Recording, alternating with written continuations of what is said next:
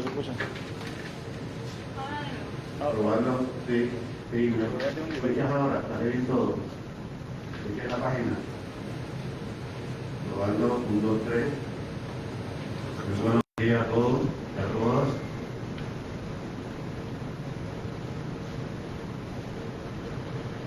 ¿Sí? ¿Sí?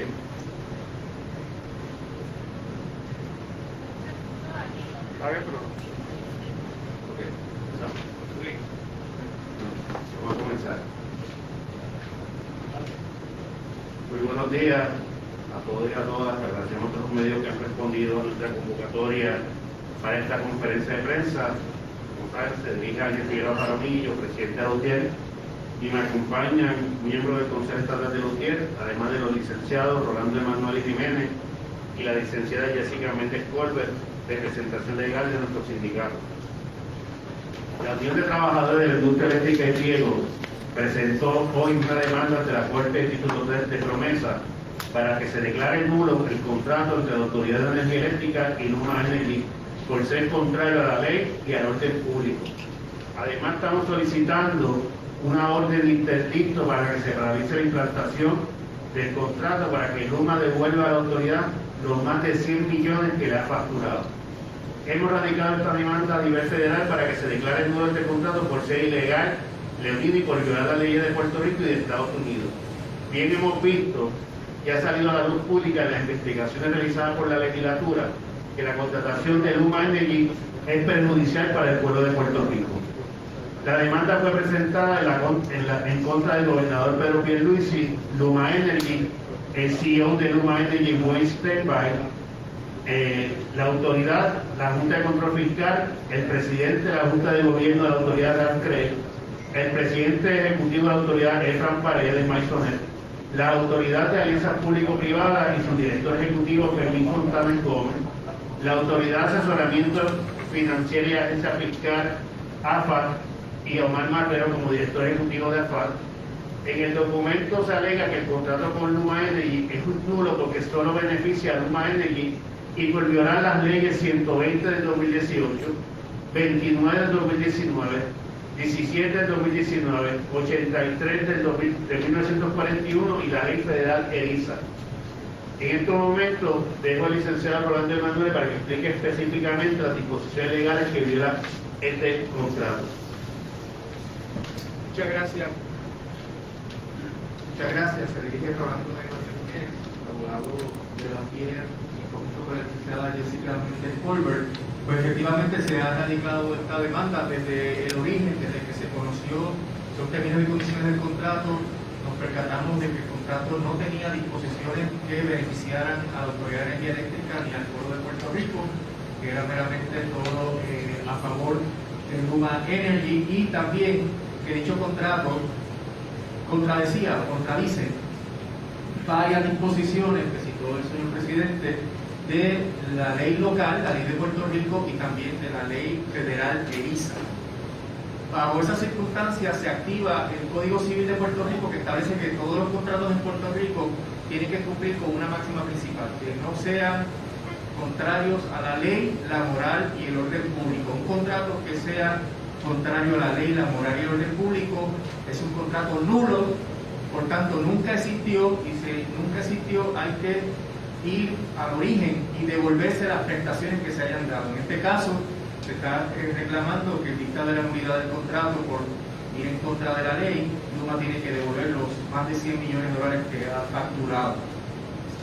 Pero no solamente el contrato va contra la ley, sino que va contra el orden público, y ahí es que aplica la doctrina de los contratos leoninos, en donde un contrato que no tenga disposiciones a favor de una de las partes contratantes se considera un contrato abusivo, y esto es mucho más estricto y exigente cuando se trata de contratos que perjudican el interés público, que perjudican al gobierno de Puerto Rico y sus instrumentalidades públicas.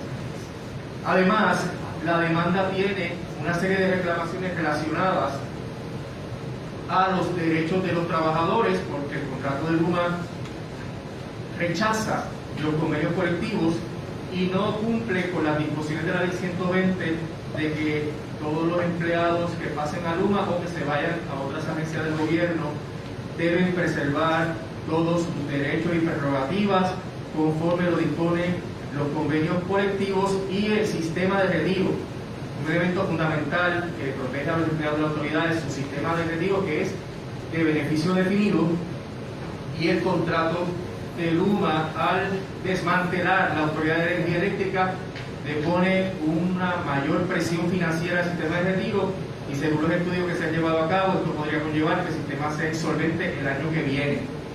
Por ende, hay que evitar esta situación y hay que evitar el menoscabo de los derechos de los empleados de la autoridad, y por eso es que se piden remedios de interdicto para que se detenga la implantación de un contrato que ocasionaría que se dilapiden los derechos laborales y que se destruya el sistema de retiro. Pero no solamente eso está ocurriendo con el contrato, también se está alegando que el contrato obviamente ocasiona daños y perjuicios a los DIER y a sus miembros.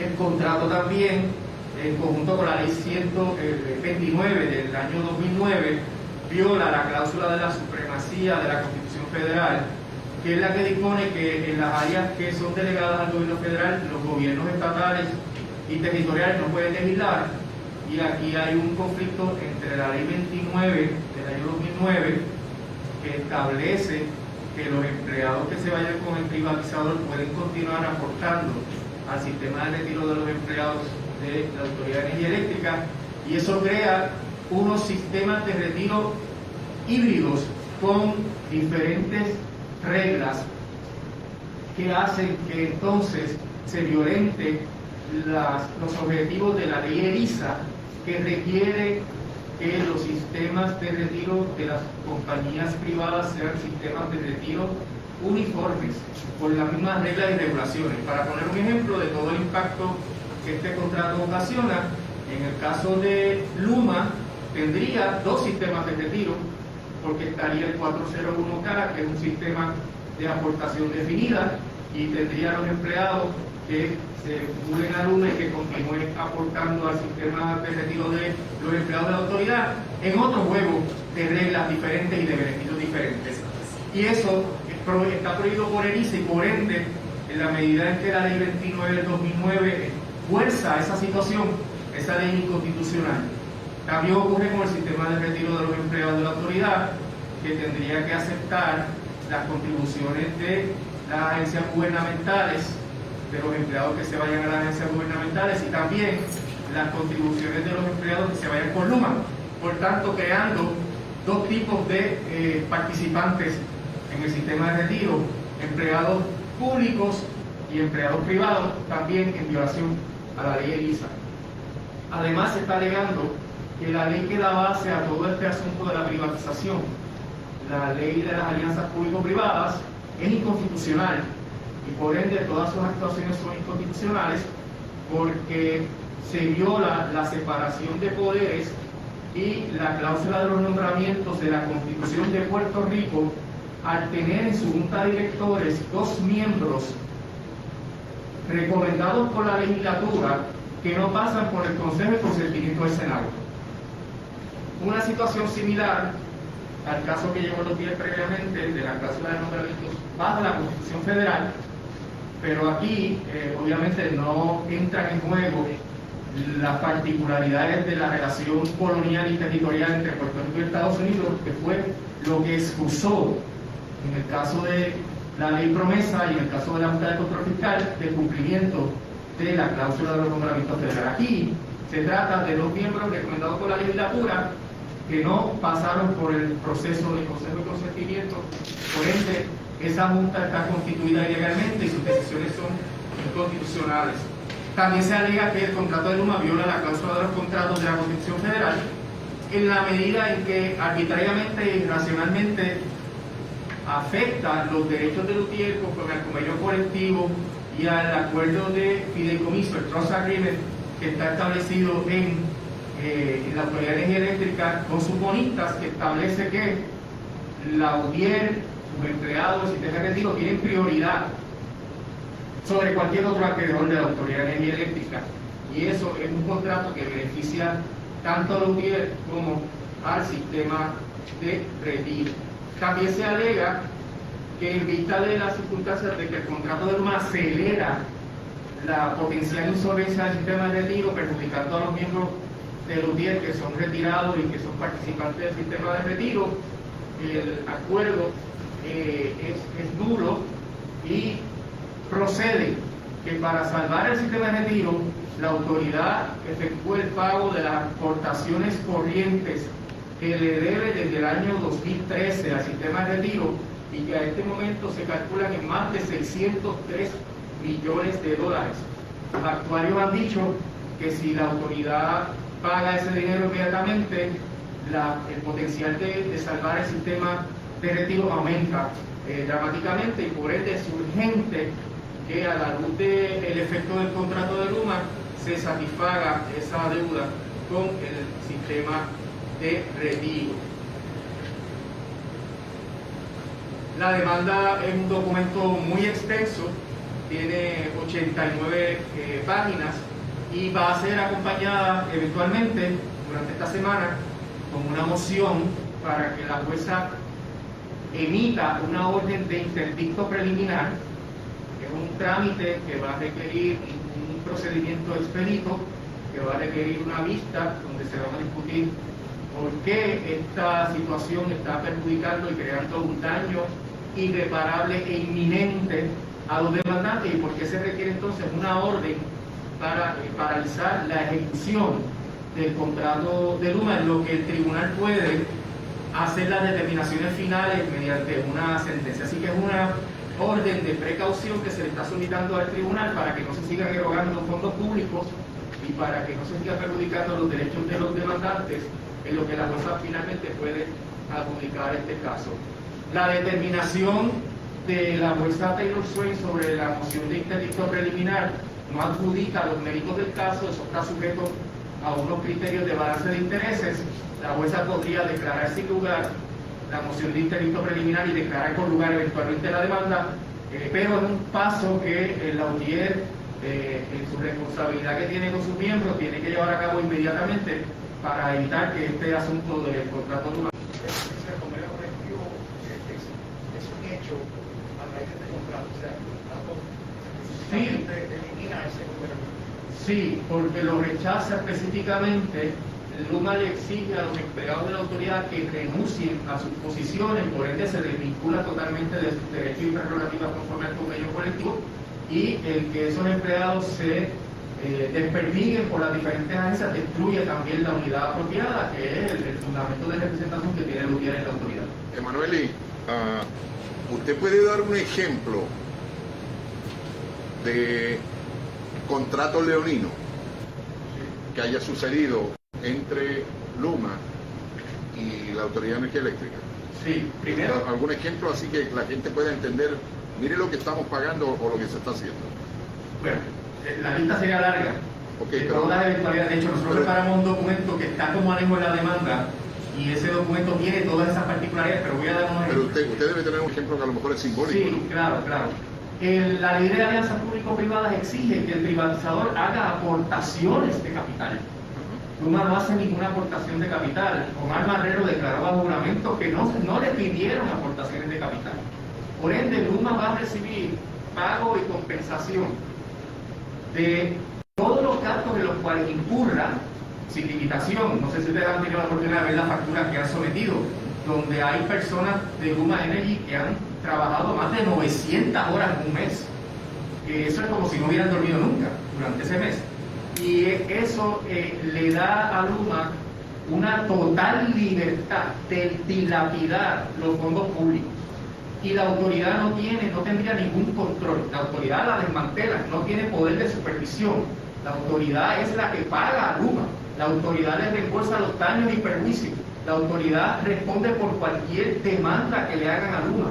O sea, no hay ni siquiera el derecho de la compensación automática, que es algo básico de negocio. Como por ejemplo, usted me debe 100 y yo le debo 50. El contrato dice que yo tengo que pagar, si yo soy la autoridad, que yo tengo que pagarle a usted los 50 sin descontarle lo que usted me debe. O sea que ni siquiera las reglas básicas de negocio le aplican a la Autoridad de Energía Eléctrica en este contrato. Y en la medida en que cuando uno evalúa, y se hizo esa evaluación y es como un anejo de la demanda, uno evalúa todos los acuerdos del contrato, no hay ninguno que beneficie a la autoridad. Y la jurisprudencia del Tribunal Supremo dice que cuando se trata de un contrato del gobierno, hay que analizar rigurosamente los balances y las prestaciones para ver si el contrato es leonino o no. Es como cuando, por ejemplo, a veces se dice de que la construcción de una autopista la va a hacer una empresa X privada, y entonces se le va a dar la administración a esa empresa por una cantidad de años, pero está poniendo chavo ahí adentro. Exactamente. Luma no está haciendo nada de eso. En una alianza público-privada correcta, cada parte pone un capital y pone unos recursos en un objetivo común. Aquí quien pone todo es la Autoridad de Energía Eléctrica. Tanto es así que lo único que los ejecutivos de Luma han podido explicar que ellos ponen es su conocimiento y experiencia y que podrían sufrir a un daño a la reputación. Mientras Puerto Rico pierde su compañía eléctrica, tiene que hacer desembolsos multimillonarios, y aparte de que esto agrava la situación económica de la autoridad, que ya está en quiebra, porque de entrada al firmar el contrato se tuvo que certificar con la Junta un déficit de 125 millones, y ahora hay que prestarle 894 millones porque la autoridad no puede cumplir con los requerimientos financieros del contrato, y eso va a perjudicar grandemente las posibilidades de que la autoridad pueda salir airosa de un proceso de quiebra. Oiga, y usted, Ángel, yo le quiero hacer una pregunta a usted. Hace como una semana apareció una información por las redes sociales que decía que hay un vicepresidente, que no sé quién es, que cobra $350 la hora, y en el mes cobró 790 horas, y un manager a $200 la hora que cobró 878 horas. En un mes, y un mes de 31 días tiene 744 horas. ¿Cómo explicar eso? No hay forma de explicarlo, sobre todo, Carlos, y también la pregunta de Luis. Uno de los planteamientos que la autoridad está llevando, obviamente, es la situación de los derechos laborales, pero los principales planteamientos que se están llevando aquí es cómo perjudica al país este contrato. No está sostenido de las 11 alegaciones en el convenio, una o dos, pero además 9 o 10 alegaciones que estamos diciendo es que el país no tiene ningún beneficio de este contrato, que es un contrato que va totalmente a favor de Luma. Para que tengan un dato, el Centro para la Nueva Economía destacó en su ponencia que este contrato había que renegociarlo para equilibrar los riesgos, y de no poderlos equilibrar había que cancelarlo. O sea, esto demuestra lo malo y leonino que es este contrato para el pueblo de Puerto Rico. ¿Y cómo yo defino leonino? Luma no aporta un centavo, literalmente, al pueblo de Puerto Rico, si no se lleva, sin embargo se lleva sobre 17.000 millones de dólares en el contrato, porque no podemos olvidar, además de los 1.500 millones que tiene el contrato, tiene acceso a 14.000 millones de fondos federales. Ese es el verdadero negocio. Este negocio le va a aumentar la tarifa al pueblo de Puerto Rico.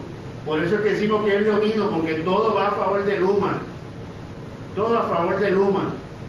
Y cuando el dinero no dé, pues Luma, que tiene la prerrogativa conforme al contrato, va a ir a la Comisión de Energía a pedir una revisión de tarifa. No olvidemos que Luma le dijo al país que en los primeros 3 años no va a haber aumento. Claro que no va a haber aumento si va a coger un préstamo de 894 millones para financiar los primeros 3 años. Ya te está adelantando que a partir del cuarto la historia es otro. Y después y uno de los elementos que nosotros estamos planteando de lo leonino de este contrato es que el contrato de Luma ha secuestrado la democracia de este país, porque como perdemos la compañía, vamos a estar a la merced de Luma. ¿Y qué yo digo que hemos perdido la democracia de este país?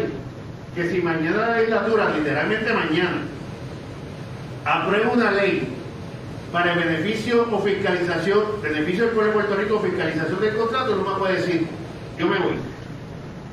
Si mañana la Comisión de Energía no le da paso a cualquier solicitud de revisión de tarifa a favor de Luma, Luma puede decir, yo me puedo ir.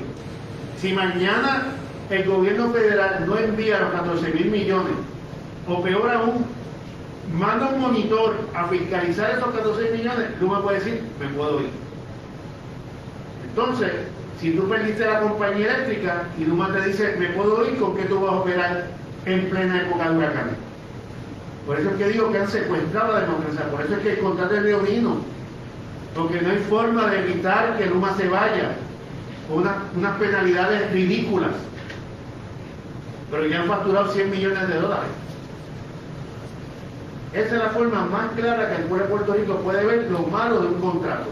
Como yo dije al principio, tú tienes una casa vacía, en lugar de rentarla para que alguien te dé un ingreso, lo que estás haciendo es que le estás pidiendo a alguien que te la viva, le vas a pagar por vivirla 125 millones al año, por encima de eso le vas a pagar el internet, el agua, la luz, la comida, y le dan unos par de pesos para que también tengan gasto de entretenimiento, y ustedes se hagan sobre ese contrato.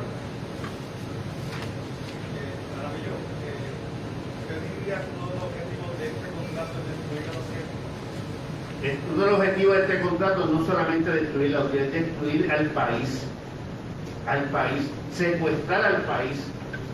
En la medida que esta isla, que estamos aislados, es la su compañía eléctrica, Luma ha secuestrado al país y habría que pagarle los antojos que tenga, por más que la Comisión de Energía pueda fiscalizar. Por cierto, la ley aprobada no le quita montones de facultades a la Comisión de Energía de fiscalización.